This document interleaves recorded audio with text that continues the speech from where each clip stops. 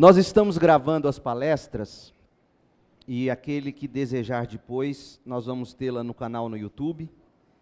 Eu não vou ter como disponibilizar o material escrito, porque na verdade eu estou pegando um apanhado de livros e condensando aqui para vocês. Mas eu posso indicar para vocês a literatura. Um material muito bom que tem servido de base para mim é a Teologia Sistemática de Millard Erickson. Algumas coisas de Charles Ryrie e da Mundo Cristão, que é o livro dele intitulado Teologia Básica. O material do pastor Isaltino Gomes Coelho Filho, o Espírito Santo na vida de Jesus, e outras coisas de leituras que eu vim fazendo ao longo desse tempo de preparação sobre o Espírito Santo, especialmente, se você quiser ler um livro sobre o Espírito Santo, eu indico pela editora Puritanos, o autor é Sinclair Ferguson. A doutrina do Espírito Santo, teologia do Espírito Santo, o Espírito Santo é o título, o Espírito Santo.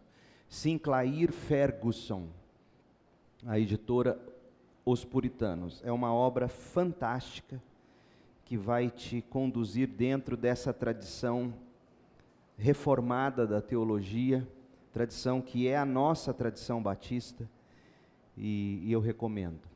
A teologia sistemática do Erickson é muito boa, Millard Erickson.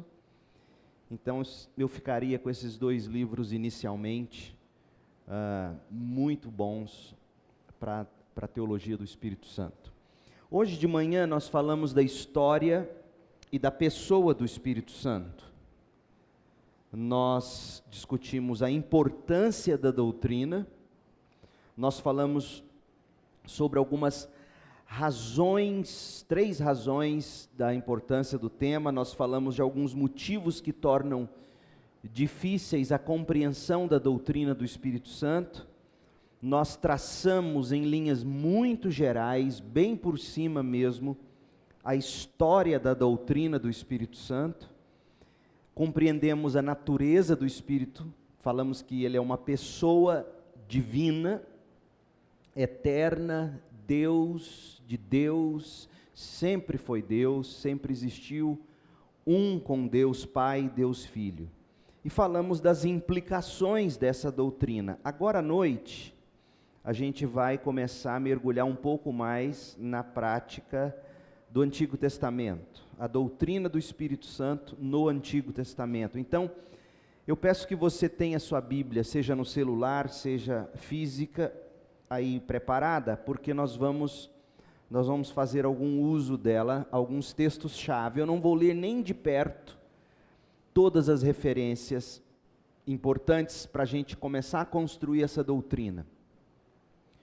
A doutrina do Espírito Santo, no Antigo Testamento, ela é limitada, mas ela já é óbvia o bastante para do Antigo Testamento a gente extrair algumas conclusões importantes para nós. Então, nós vamos falar disso.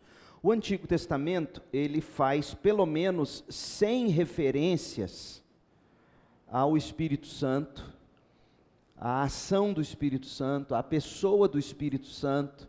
Geralmente vem na forma de Espírito de Deus, essa é a expressão, ou Espírito simplesmente, a palavra hebraica é ruá, né, de onde vem sopro, vento, e nós falamos um pouco disso hoje pela manhã, bem brevemente. Quem desenvolve isso de uma maneira muito inteligente é o Sinclair Ferguson, que eu citei para vocês no livro O Espírito Santo.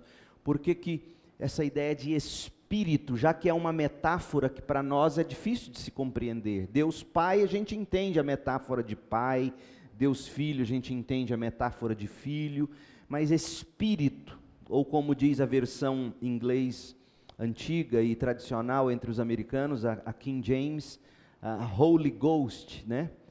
Santo fantasma. Então, Deus é um fantasma? Obviamente que não. Então, por que essa ideia de espírito?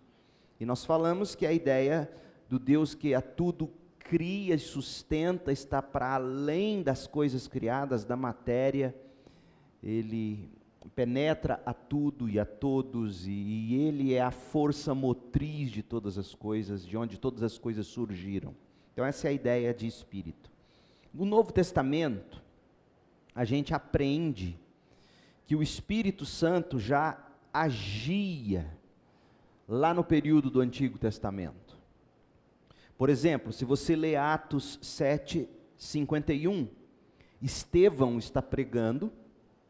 Estevão era um diácono, e antes de ser martirizado, esse é o sermão depois do qual ele foi apedrejado e morto, é o primeiro mártir da igreja, e ele fazendo menção ao Antigo Testamento, ao papel dos profetas enquanto pregadores da verdade, ele fala, ele estende o que aconteceu no Antigo Testamento ao pessoal do Novo Testamento, aqueles que estavam recusando aceitar a mensagem que ele e os apóstolos pregavam, e ele diz algo interessante, mostrando para nós como já no Antigo Testamento o Espírito agia. Ele diz assim: vocês vão continuar resistindo o Espírito Santo?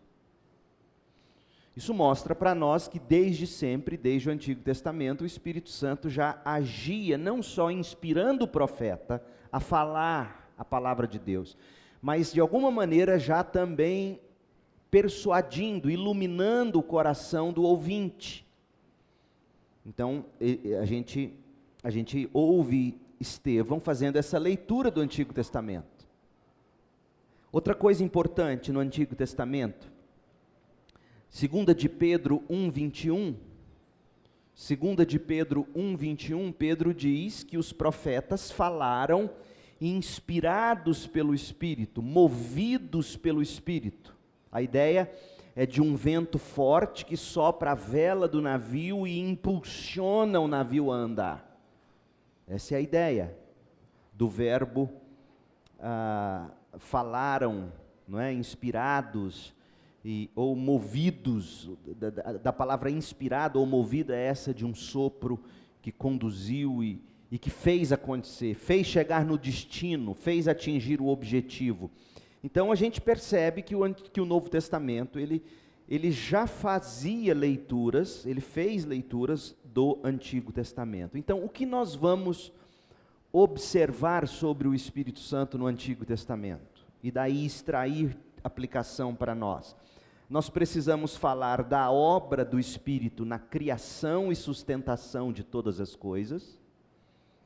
Nós precisamos falar da obra do Espírito na revelação da verdade de Deus e na inspiração dos profetas e das Escrituras. E se houver tempo hoje à noite eu sei que a gente está mais cansado, né? Eu quero tentar falar um pouquinho do processo de inspiração do livro sagrado do Antigo Testamento, porque a doutrina da inspiração e da preservação dos livros que temos de Gênesis a Apocalipse, e mais especificamente Gênesis a Malaquias, já que estamos tratando do Antigo Testamento, a doutrina da inspiração, ela está fortemente relacionada à doutrina do Espírito Santo. A ação do Espírito Santo, já no Antigo Testamento, inspirando, movendo os profetas.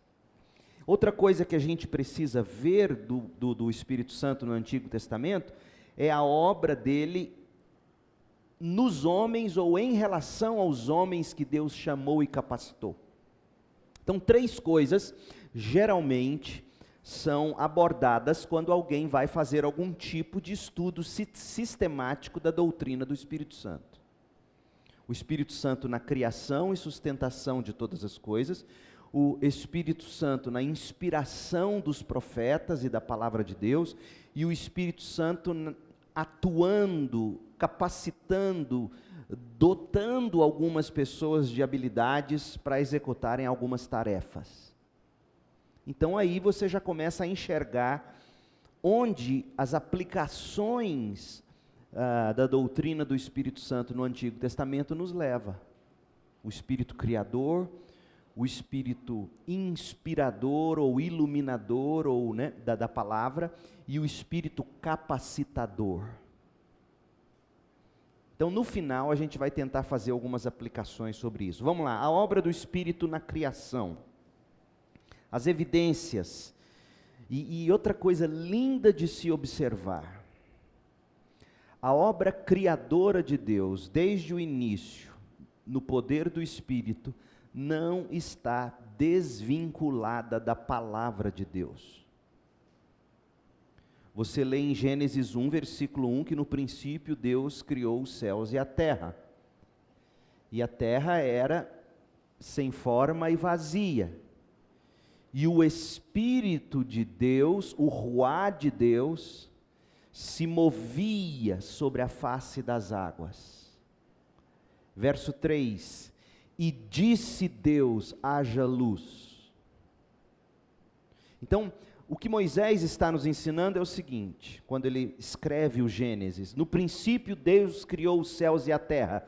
Esse é o ícone lá na mesa, na tela do seu computador. Deus criou os céus e a terra. Aí você dá 2 cliques para saber como. Abre. O Espírito se movia e Deus disse. Então, na medida em que Deus ia dizendo, o Espírito ia agindo, palavra e Espírito. Veja, nunca agiu o Espírito desvinculado dessa palavra. Isso é muito bonito de se observar já no início. Deus falava, Deus soprava. Então você vê isso claramente, por exemplo, no Salmo 33, versículo 6. Você vê dizendo que Deus falou e Deus soprou e veio à existência. O mundo, animais, etc. Então, essa é a evidência. Deus esteve ativamente, não apenas envolvido, mas Ele é o autor da criação, basicamente através da Trindade. A sabedoria do Filho, a sabedoria e o poder do Espírito, Deus falando, o Espírito se movendo, agindo, e Deus criando, usando a Trindade como um todo. Abra em Isaías 40 e veja os versos 12 a 14. Abra aí. Isaías 40, 12 a 14. Olha o que diz. Quem mais segurou os oceanos nas mãos? Quem mediu os céus com os dedos? Quem mais sabe o peso da terra, ou pesou na balança os montes e as colinas? Quem pode orientar o Espírito do Senhor? Ou quem conhece os pensamentos do Senhor? Algumas versões podem dizer assim. Quem pode orientar o Espírito do Senhor? Quem sabe o suficiente para aconselhar ou instruir o Senhor, ou o Espírito do Senhor? Acaso o Senhor já precisou de conselho de alguém? Então veja que Isaías, inspirado pelo Espírito de Deus, está nos dizendo que o Senhor Deus conhece a criação dele, e isso tudo através da sabedoria do Espírito Santo. Então, o Espírito Santo estava envolvido, planejando junto com Deus Pai, Deus Filho, toda a criação. Salmo 33, versículo 6, leia comigo. Salmo 33, versículo 6. O Senhor falou e os céus foram criados. Pelo ruá da sua boca, o sopro, ruá, pelo sopro de sua boca as estrelas nasceram. O Espírito trouxe as estrelas à existência, através da palavra de Deus falada. Agora, nós estamos aqui diante de uma poesia hebraica. Os salmos são poesia. E a poesia hebraica, elas não são como a poesia em português, por exemplo, que funciona na forma de rima. A poesia hebraica, ela acontece através do que os estudiosos chamam de paralelismo.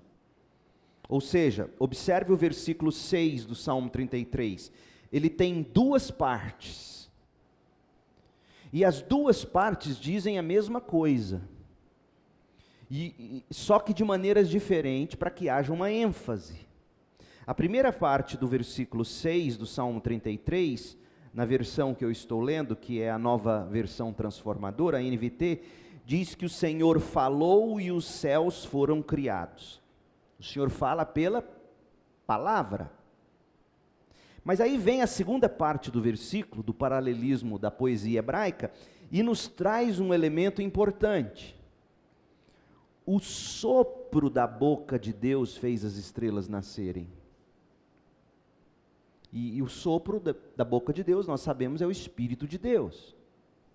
Então, olha que coisa linda de se observar, e muitos daqueles que tentam ter experiências com Deus ou com o Espírito de Deus sem a palavra, acabam pecando. Porque aqui o autor do Salmo, inspirado pelo Espírito de Deus, está dizendo claramente, ele meio que relaciona Espírito com palavra dita de Deus. Então você não pode deixar de perceber isso, a palavra de Deus sendo o meio poderoso através do qual Deus traz as coisas à existência, fazem as coisas acontecer. Outra coisa importante, o verbo pairar sobre a face das águas, lá de Gênesis 1, versículo 2, o verbo hebraico pairar, ele só aparece uma outra vez no Antigo Testamento. Você pode, se você tem sua Bíblia e gosta de escrever, escreva em Gênesis 1, 2, Deuteronômio 32, 11. Porque a ideia do Deuteronômio 32, 11, é que a águia, ela vinha e voejava sobre suas águiazinhas no ninho. Ela se punha sobre os filhotinhos e ficava ali batendo as asas, para que esses filhotinhos se despertassem, pulassem sobre as asas da águia, porque era assim que a águia ensinava os filhotes a voar. Então a ideia é essa, do Espírito de Deus, chegar sobre a obra que Deus criou através do falar, e aí ele voeja suas asas, essa é a ideia, trazendo as coisas, formando as coisas. Eu queria falar sobre a águia, mas não vou não, senão eu perco tempo, e vocês estão querendo jantar. Então, mas vou falar, vamos lá. A águia era o seguinte, o filhotinho tinha uma idade para começar a voar. Se ele não tomasse a iniciativa por conta dele, de que agora, mamãe, vamos começar a voar, se a mamãe não visse ele levantando do ninho para voar, o que a mamãe águia fazia? A ideia é essa que está aí, há muito tempo atrás eu preguei um sermão sobre isso, Deuteronômio 32, 11, acho que lá em Campinas, São Paulo ainda. E a ideia é assim, a águia chega perto dos pintinhos no ninho, e nenhum deles demonstra interesse em querer aprender a voar, está tudo lá só com o biquinho aberto. Tem muito moleque hoje é assim, biquinho aberto jogando videogame, não quer sair da casa da mamãe. Aí a águia chega e começa a bater a asa sobre eles, incomodando eles. Acorda, levanta. Os bichinhos pulavam em cima da asa, porque a asa da águia é imensa. E ela saía voando com eles em cima. E o que acontecia? Soltava eles no ar. E os bichinhos iam caindo, batendo asa. Se não aprendesse na primeira, ia lá e pegava eles de volta, trazia para o ninho. Imagina o frio na barriga. Aí depois ia de novo, jogava os bichinhos. Numa dessas eles aprendiam a voar. Então a Bíblia está dizendo em Deuteronômio 32, 11, e esse sermão vai de graça, não está incluído no pacote do acampamento, mas a ideia é isso, Deus pegou o povo de Israel como uma águia, colocou eles sobre as asas, já que eles não queriam aprender a voar, e Deus foi forçando eles a aprender a voar, a andar nos caminhos de Deus, essa é a ideia. Então, o Espírito de Deus, ele operou na criação, criou os animais, Salmo 104, 30, criou o homem, Jó 27, 3, 33, 4, enfim. Então, nós não vamos gastar tempo, porque é óbvio aqui, eu acho que ninguém teria dificuldade de compreender isso. É muito claro no Antigo Testamento, que se não fosse pelo Espírito de Deus, nós não existiríamos.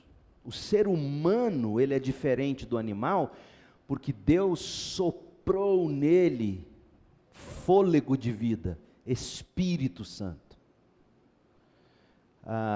Então, nós fomos criados por Deus, Deus sustenta todas as coisas pela palavra do seu poder. Essa é a imagem que nós temos no Antigo Testamento sobre o Espírito Santo na obra da criação. Segundo aspecto, o Espírito Santo na revelação e na inspiração da Bíblia e dos profetas. Tanto o Antigo Testamento quanto o Novo Testamento ensinam para nós, gente, que a Bíblia, como nós a temos, ela não é obra da vontade humana. Paulo vai dizer isso, Pedro vai dizer isso. Não é obra da vontade humana, é fruto do Espírito de Deus. Abra em 2 de Pedro 1:21, veja comigo. 2 de Pedro, capítulo 1, verso 21. Verso 20, diz assim: acima de tudo saibam que nenhuma profecia nas Escrituras surgiu do entendimento próprio do profeta. Nenhuma profecia na Bíblia surgiu da interpretação pessoal de um profeta, da força de vontade de um profeta. É isso que Pedro está nos dizendo. Acima de tudo, saibam que nenhuma profecia na Bíblia é opinião de homens, como muita gente diz hoje, papel cabe qualquer coisa.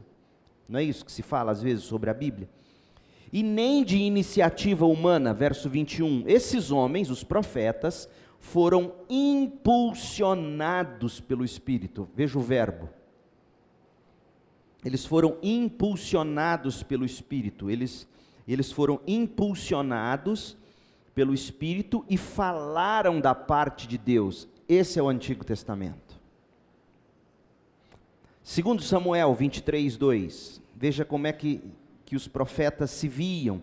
2 Samuel 23:2. O Espírito do Senhor fala por meu intermédio. Suas palavras estão em minha língua.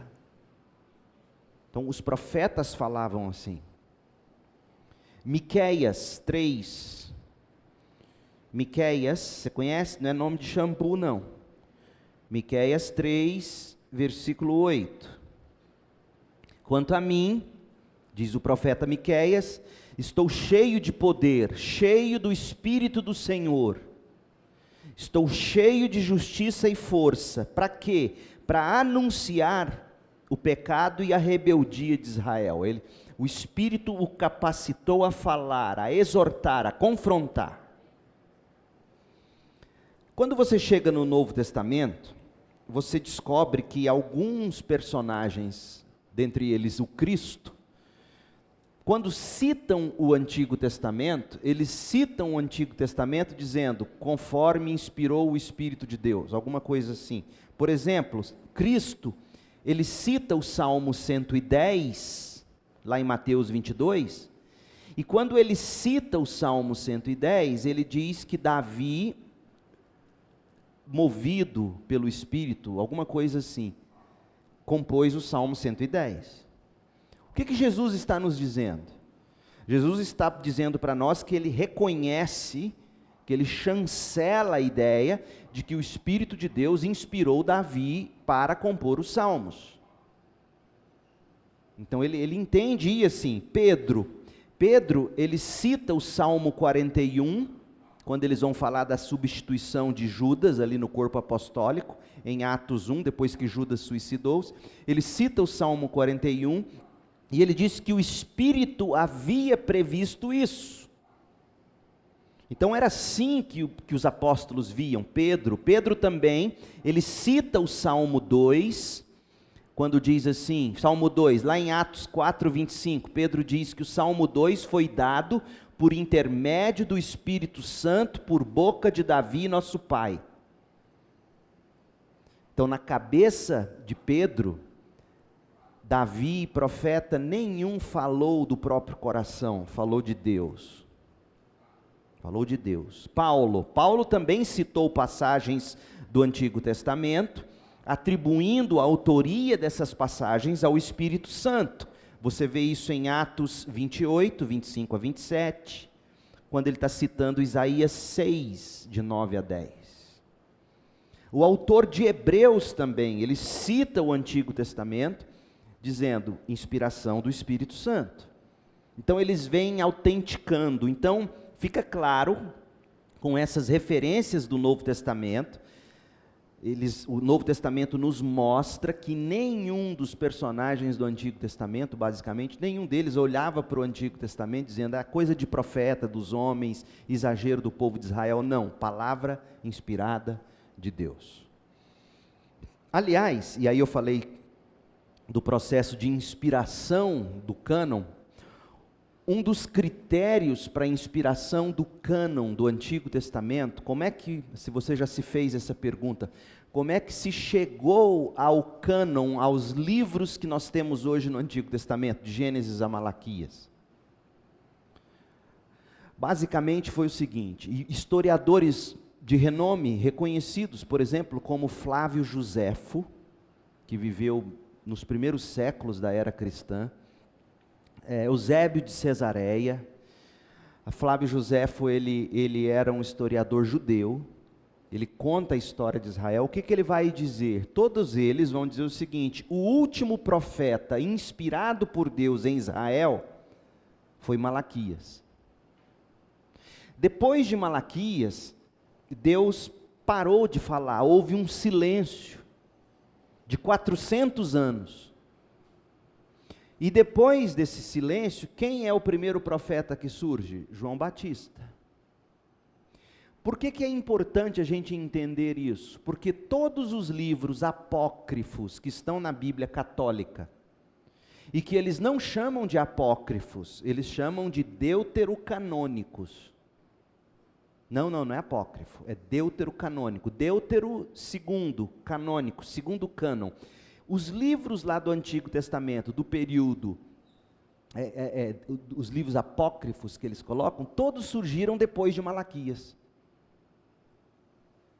E é interessante que até no livro de 1 Macabeus, eu não tenho aqui para mostrar para você o texto, mas há um versículo em 1 Macabeus, onde o profeta, é um livro apócrifo, o profeta está dizendo, desesperadamente, ele esperando que Deus enviasse um profeta que voltasse a falar. Eles queriam que Deus saísse do silêncio, porque Deus estava calado, não falava mais.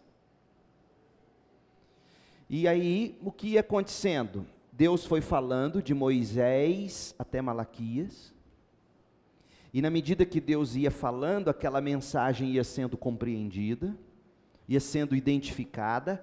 Geralmente, quando o profeta falava em nome de Deus, ele dizia, e o Senhor mandou eu preservar isso, e aí ele escrevia o texto.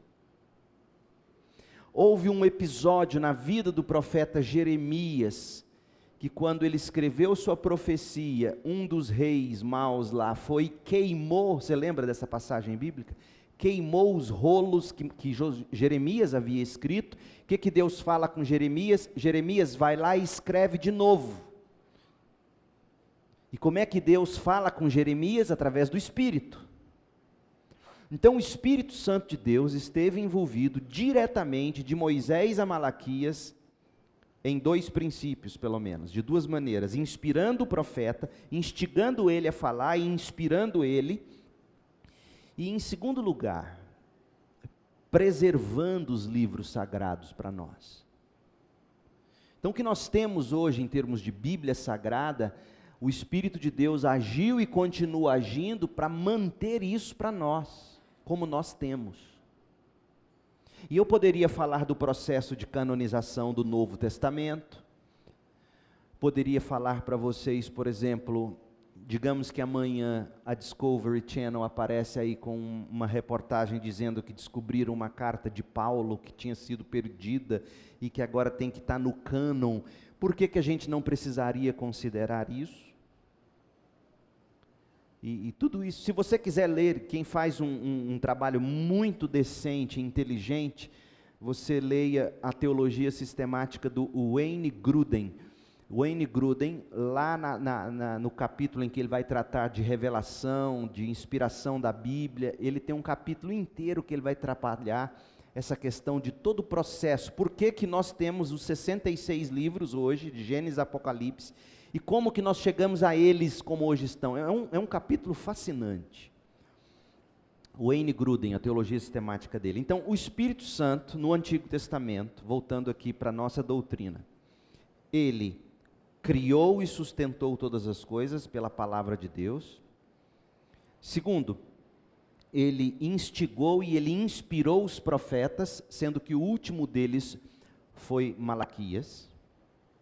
Jesus reconhecia aquela Bíblia, aquele cânon na forma como está. Há uma passagem em que Jesus fala, onde ele vai citar de Moisés até um cidadão que havia sido morto, e que a história desse cidadão está lá em 2 Crônicas. E é interessante, porque o último livro da Bíblia, no hebraico, se você pegasse a Bíblia hebraica aqui, eu tenho uma Bíblia hebraica lá na minha sala, na igreja, pena que eu não trouxe para te mostrar, no cânon do hebreu, quando você pega o último livro da Bíblia, não é Malaquias, é 2 Crônicas.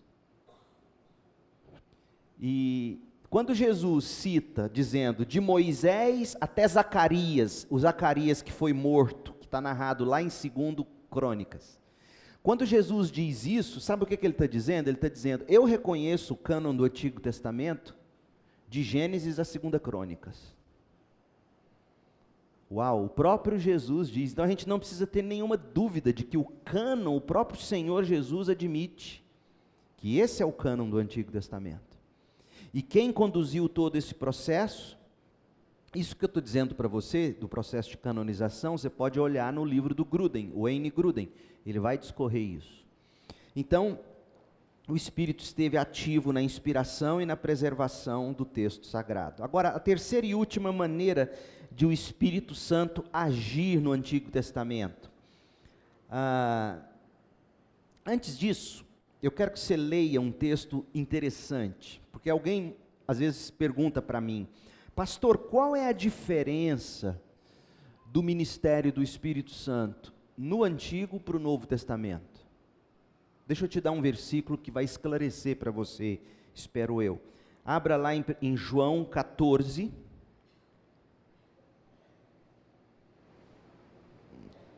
verso 17. João 14, 17. Jesus está falando que ele enviaria o Paráclito, o Espírito Consolador. E ele diz assim, esse Paráclito é o Espírito da verdade. O mundo não o pode receber, pois não o vê e não o conhece. Mas vocês o conhecem, pois esse Espírito habita com vocês agora. Habita, olha a preposição, eu não sei como é que a sua versão diz. É uma pena se ela não está com vocês. Como é que diz outra tradução aí? Convosco, ótimo. Habita convosco, ou habita com vocês, e depois estará em vocês. Olha a preposição em. Está vendo que as aulas de gramática são importantes? Preposição, você sabe o que é isso? Não é nome de ração de cachorro, não. Preposição, então, o Espírito Santo, no período do Antigo Testamento, até Jesus, até o Pentecoste mais precisamente, o Espírito Santo, ele habitava conosco, convosco, comigo. Ele estava no nosso meio, ele habitava com a gente. Depois do Pentecoste, no momento em que o Espírito começa a obra redentora na vida de um cristão, o Espírito passa a habitar em nós.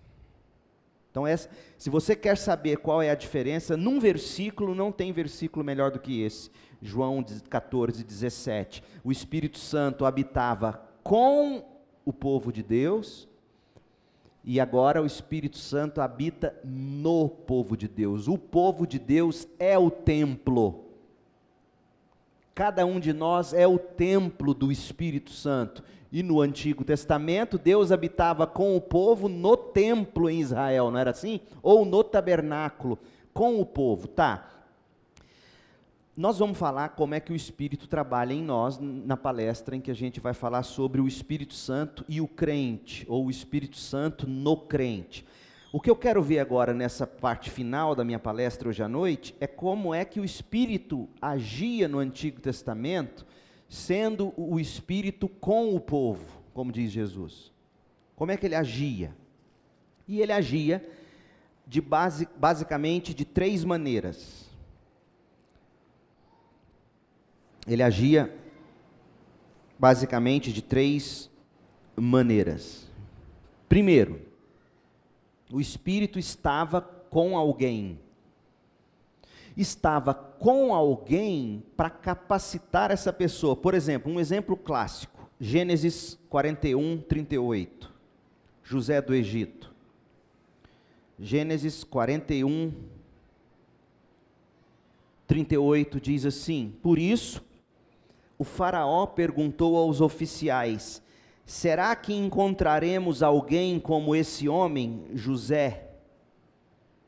Sem dúvida, há nele o Espírito de Deus.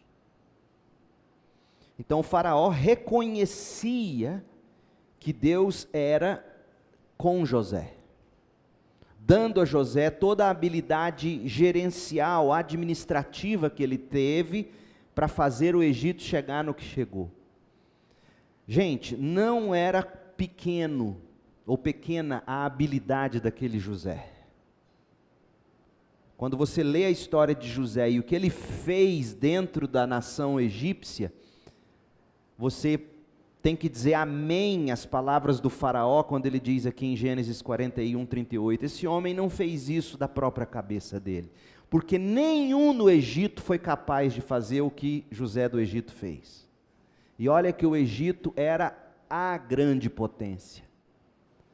Mas um homem, José, simples, com o Espírito de Deus agindo nele, fez o que ele fez. Então a gente aprende, por exemplo, que o Espírito de Deus esteve também com Josué.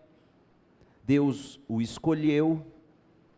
Está lá em Números 27, 18. O Espírito estava com Daniel. E a preposição hebraica para falar, ela é Beth, B-E-T-H, que significa em, dentro. Então, quando Deus estava com José, ou Josué, ou Daniel, Deus habitava eles para aquela função. Segunda maneira do Espírito estar com o povo. O Espírito vinha sobre algumas pessoas para que eles desempenhassem algumas tarefas também. No caso aqui de José do Egito, de Josué, de Daniel, a ideia é do Espírito estar de uma maneira mais constante. Mas no caso, por exemplo, de alguns dos juízes de Israel, Gideão e outros, Saul, o rei, Balaão, o profeta, Azarias, outro profeta, o Espírito vinha sobre eles e depois ia embora. E quando vinha sobre eles, vinha para eles desempenharem uma tarefa hercúlea, como no caso de Gideão, ou melhor, de Sansão. O que ele fez com tamanha força e poder, ele fez aquilo pelo Espírito que veio sobre ele. Saul, o Espírito veio sobre Saul num tempo da vida de Saul. Balaão, Azarias. Então, às vezes o Espírito vinha sobre alguém para ele desempenhar uma tarefa, travar alguma luta, fazer alguma guerra em nome de Deus, trazer alguma libertação para Israel. Olha já a imagem de guerra e libertação. O Espírito vinha para isso. o Espírito vinha para que houvesse a profecia. Então nós temos o Espírito com o povo de Deus. Em primeiro lugar, estava em algumas pessoas, José do Egito, Josué, Daniel, vinha sobre algumas pessoas, os juízes, Saul, Balaão, e terceiro, ele enchia algumas pessoas para algumas habilidades artísticas. Olha que coisa linda. Abra, por exemplo, Êxodo 31:3, e você vai ver um homem chamado Bezalel. Olha o que Deus fez com ele. Êxodo 31:3. Enchi Bezalel do Espírito de Deus, e lhe dei grande sabedoria, habilidade e perícia para trabalhos artísticos de todo tipo. Ele é exímio artesão. O que aconteceu com Bezalel? Bezalel recebeu a capacidade, o Espírito encheu ele de habilidade, de sabedoria, para que ele pudesse fazer o que ele fez, os utensílios do tabernáculo. Gente, nós aprendemos algo lindo sobre o Espírito Santo aqui. O Espírito Santo, ele deu sabedoria econômica para José governar uma nação no Egito. O Espírito Santo deu habilidade militar e força militar para alguns dos juízes de Israel. O Espírito Santo deu palavra de Deus para alguns profetas. O Espírito Santo deu habilidade artística, de engenharia, de arquitetura, digamos assim, arquitetura de ambientes, digamos assim, para Bezalel. Veja que o Espírito de Deus, e aí é uma aplicação bela que se deve fazer, da doutrina do Espírito Santo no Antigo Testamento. O Espírito Santo de Deus não se confina ao pastor, ao missionário e à igreja. A sua vocação, ela é do Espírito de Deus para a sua vida. Deus te chama para ser o melhor advogado, o melhor economista, o melhor médico, a melhor diarista, o melhor desenhista, o melhor músico. Deus nos habilita para essas coisas, para a glória do nome dEle, para o avanço do reino dEle. E é isso que a gente enxerga claramente no Antigo Testamento. Essa habilidade. Então, o Espírito Santo estava com o povo de Deus no Antigo Testamento, de pelo menos 3 maneiras. Em algumas pessoas, por algum tempo, para aquela tarefa, sobre algumas pessoas em algumas circunstâncias, e também enchendo algumas pessoas para elas desenvolverem algo importante para Deus. E, por fim, qual é a extensão da obra do Espírito Santo?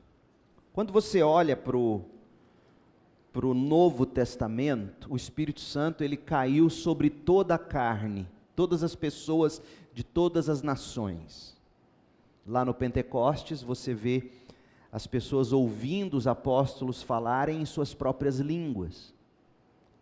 Eles, obviamente, estavam falando como eles conseguiam falar, mas como alguém de outro país não entendia aquele idioma, sendo falado daquele jeito, o Espírito fazia eles entenderem na sua própria língua, e eles então são batizados, eles recebem o Espírito Santo. Ou seja, o Espírito Santo não estava mais sobre apenas o povo de Israel, estava sobre todos os povos de todas as nações. Mas no Antigo Testamento, existia essa limitação. O Espírito de Deus estava essencialmente limitado ao povo de Israel. E especificamente a um grupo de pessoas.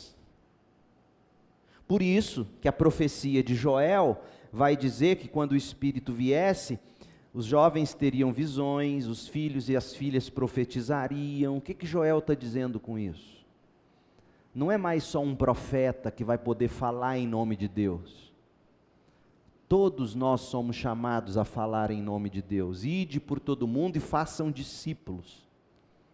Essa é a ideia. O Espírito viria, e nós vamos falar mais sobre isso quando a gente falar do Espírito Santo no Novo Testamento e no crente, mas é importante que se veja isso, porque no Antigo Testamento, a diferença do Espírito no Antigo para o Novo, em primeiro lugar, é essa: ele está limitado a um povo, Israel.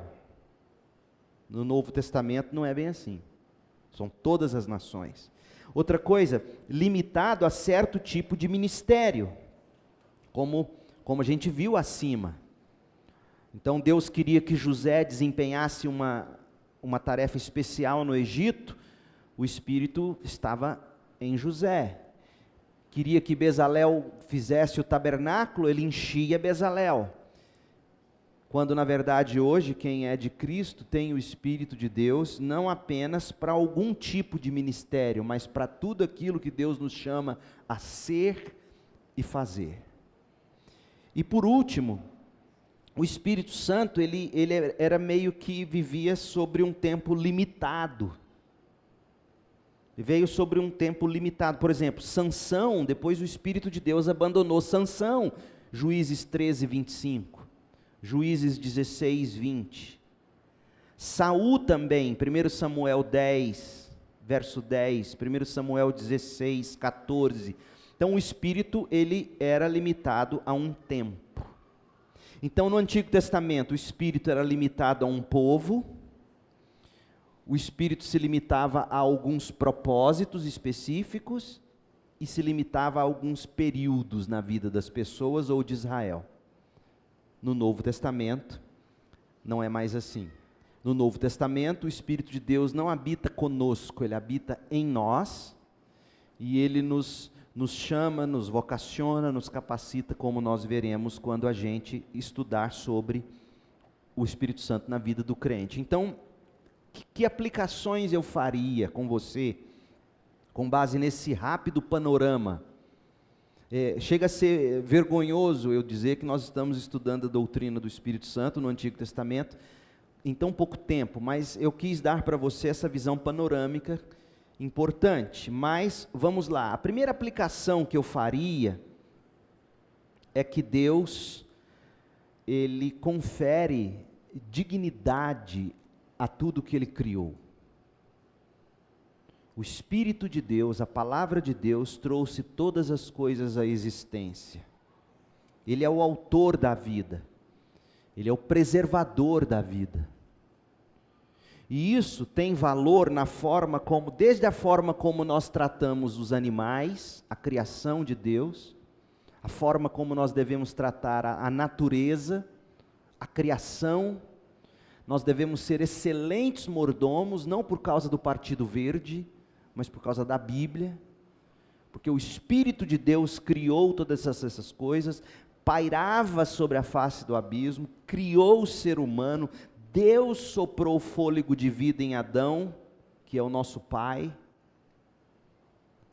Então nós devemos levar a sério a dignidade humana desde a concepção no ventre da mulher, porque é criação de Deus.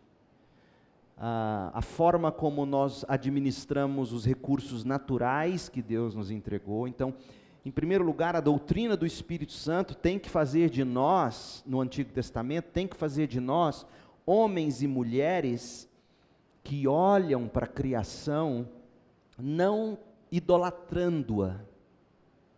Não é idolatrar o corpo, não é idolatrar a natureza, mas com devido zelo, com devido respeito, com devido valor.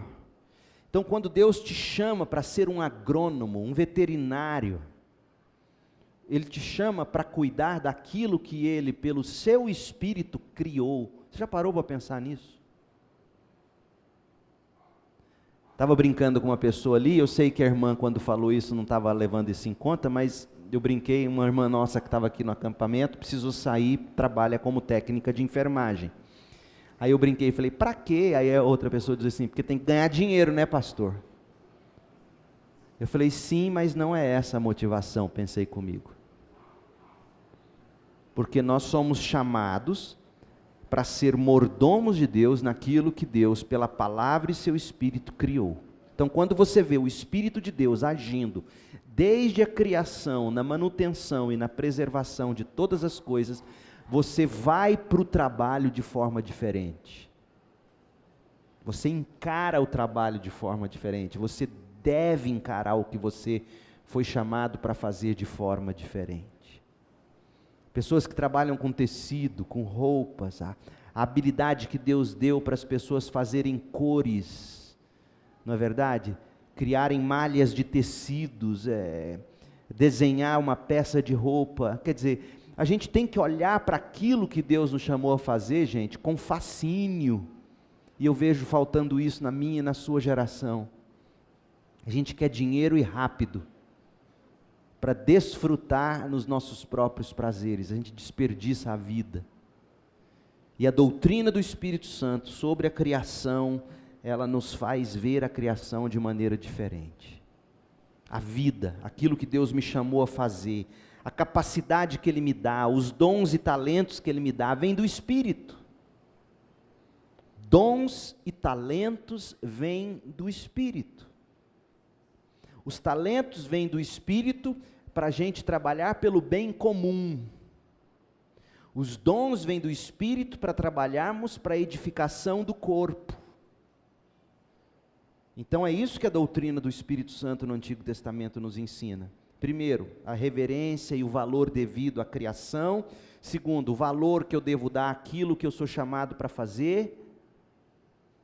E terceiro, a forma como o Espírito nos revela e nos preserva a palavra, o devido valor que a gente tem que dar à palavra. Por isso que não poderia ser mais apropriada a escolha da música que nós ouvimos antes da mensagem. Nós dependemos da palavra. Da mesma forma que eu, míope que sou, é óbvio que eu não venero aqui meu óculos, santo óculos. Mas sem ele eu não vejo, eu estou vendo um monte de coisa embaçada. Mas eu ponho, eu enxergo. Assim é a palavra de Deus. Eu não venero um livro, mas sem esse livro eu não vejo Deus. Eu não enxergo Jesus. Eu não vejo qual é o sentido da salvação, como é e assim por diante. Então que Deus nos abençoe e nos faça dar o devido valor às Escrituras, à vocação que Deus nos deu e à criação que Ele mesmo criou. Deus permitindo, de manhã a gente fala sobre a doutrina do Espírito Santo no Novo Testamento. Deus te abençoe com paz. Oremos. Senhor, em nome de Jesus, pega essa palavra, esses 5 pães e 2 peixinhos, e multiplique isso em nós e nos faça valorizar a vida, a criação, a vocação e a palavra de Deus. Em nome de Jesus, amém.